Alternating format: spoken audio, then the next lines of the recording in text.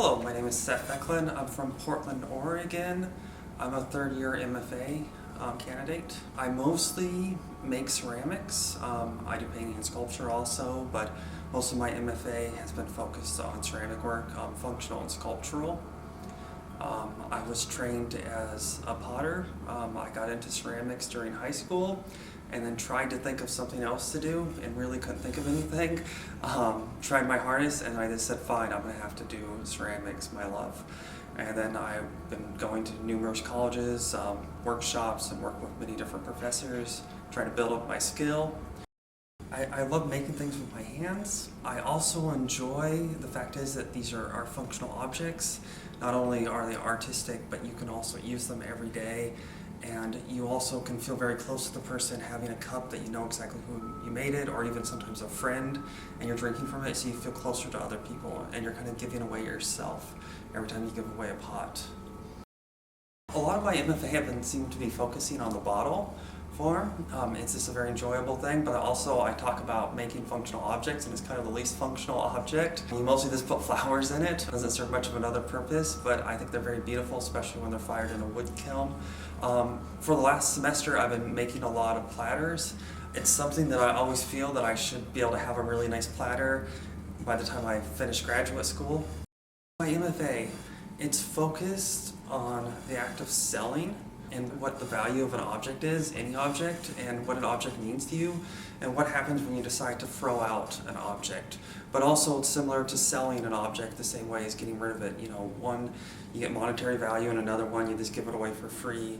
What is any of our objects are worth, and what's the sentimental value versus the value to person? But also I'm very hoping to have, talking with other people and communicating and sharing my views on the art.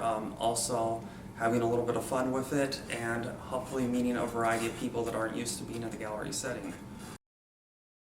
My art, one of the things I'm drawn to it is my belief in being environmentally consciousness and dealing with the fact is that ceramics, have the potential to last thousands of years if you're very careful with it. You don't need a lot of the objects if you try and make them special enough that you can use. You only need a couple cups, you only need a couple bowls. In reality, you don't need hundreds and hundreds, and you don't need to keep on throwing stuff out.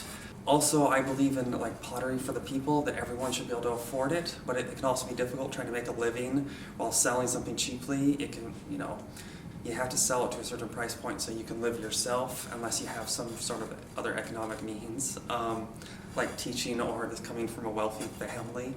But also the type of firing I do is considered very environmentally friendly. It's wood, so I use offcuts, so basically wood that's going to be thrown away anyway, and I fire kilns with it, and it gives a particular look, very brown, very natural. Some people love it and some people don't necessarily like it, but it's very special to a lot of ceramic people. I want them to have an interaction with me. I want them to consider how they value anything that they own and think about what happens when they throw it away. I also want to think about who deserves an object, and also I'm going to be doing this at Uncle Bill's Flea Market too, and have a stand and kind of the difference in maybe populations that are at both locations, and try and see if I can get both of them out of their comfort zone. There's something very special about when you spend multiple days firing an object and you finally get to open it and see it, and then you never know exactly how it's going to look and how the kiln helped decorate it. And some things you find very special, and sometimes you have to look at things for days before you can find any beauty in it. Lots of things break, or sometimes you may think an object is horrible, some other person may think it's the most beautiful thing they ever saw. I suppose that I'm happy when it's just clay and I can put it in water and re-wedge it up and then make it into a new pot, but once it's fired I feel like it's been destroyed forever, as long as it, the crack's big enough, or you drop it, or it sticks to the wall, or something horrible, or another piece breaks and falls on it.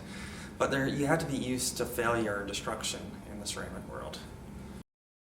Heather May Erickson, I met her and she was wonderful at a ceramics conference called NCECA. It's kind of the national conference for ceramic arts. It's all over the country. You go to city to city. The one I was at happened to be in Minnesota, and talking to her, and she was so amazing, I just decided to apply and then drove halfway across the country, across the whole country to come over here. in North Carolina, it's a big ceramics community. There's probably like 15 potters in this area, and then hundreds throughout North Carolina. But yeah, there's a great community, and there's also Pinland and Arrowmont and John Campbell, and they're all very close, and they're all opportunities for being here too.